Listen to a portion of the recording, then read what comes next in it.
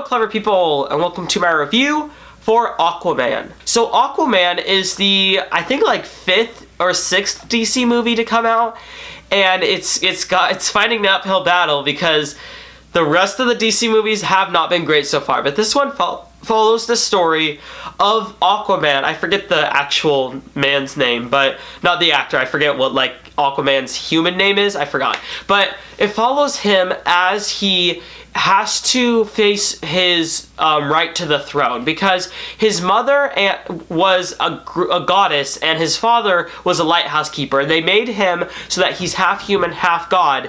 But his mother returned to the kingdom because her son was in danger because they kept on trying to get her to come back and there were armies that were coming after her. So when she returned, she had another child with the king. And when she had that child just believed automatically, I have the right to the throne.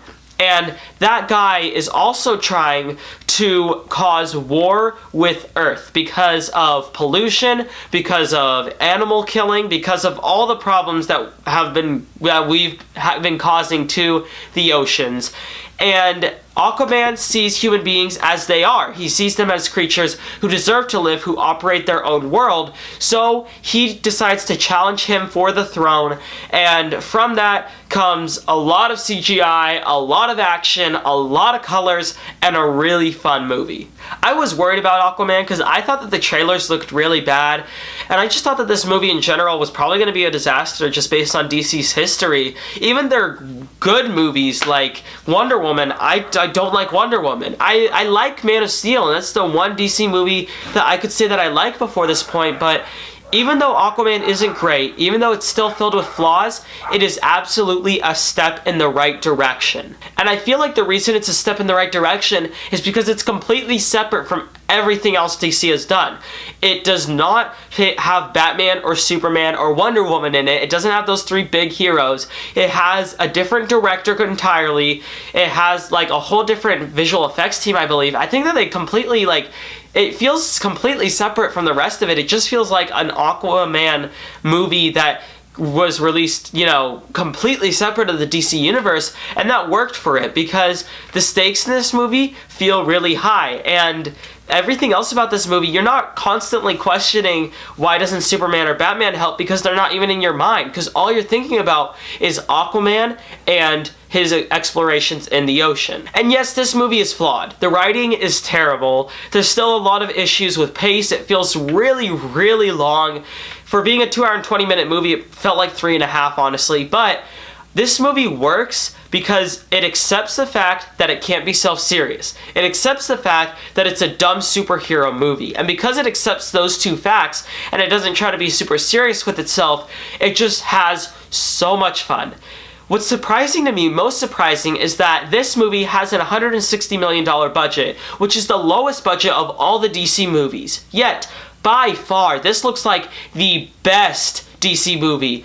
Like, by far. And they use probably more CGI than any other DC movie. At least 65% of this movie had to be CGI, but all of it works because the action scenes in this movie are insane. They are full of color. They are full of really exciting, fun action to watch. They're really well choreographed. They're just really well made.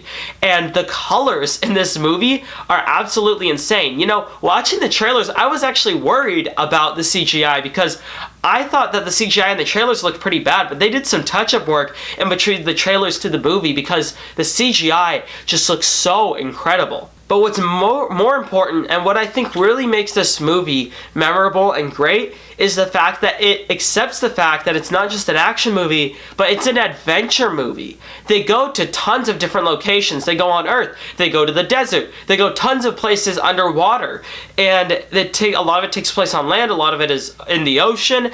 And they go to Italy, they go to a bunch of different places, but all of it is so fun to watch. And I think that this is really one of the few true adventure movies in Hollywood anymore. Usually adventure movies aren't really paid too much attention to anymore because the big action movies are either like spy movies or superhero movies, and you don't get a lot of Indiana Jones type adventure movies anymore, but Aquaman is exactly that, and I'm so glad that we got a movie like that. So yes, it is flawed. Yes, it has a lot of problems, but at its core, Aquaman is just a fun movie with a lot of fun action, a lot of great looking CGI, and a lot of colors. And a lot of the acting suffers, a lot of the technical aspects of this movie suffers, but I think that the director knew what he was doing, and Jason Momoa knew exactly what this character was supposed to be, and for those two reasons, you got a movie that was just complete and total fun. I will give Aquaman a 6.5 out of 10.